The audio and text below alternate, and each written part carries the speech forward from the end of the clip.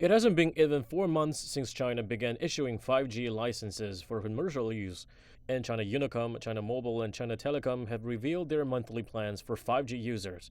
The cheapest package includes 30 gigabytes of web data, 200 to 500 minutes of calling time, and is priced around 130 yuan, which is about the median price for current 4G monthly plans. The most expensive package is 600 yuan a month. It buys 300 gigabytes of data and 3,000 calling minutes. Prices can also vary in terms of velocity.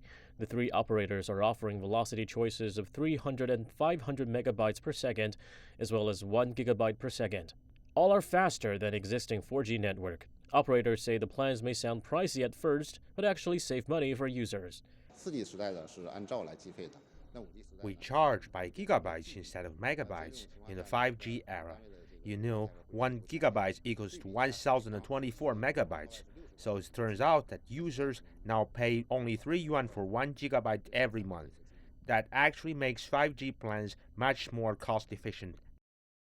5G commercial use is available in 50 major cities for now, but the Ministry of Industry and Information Technology said it would put 130,000 5G base stations into use by the end of the year so that major towns will get access soon enough.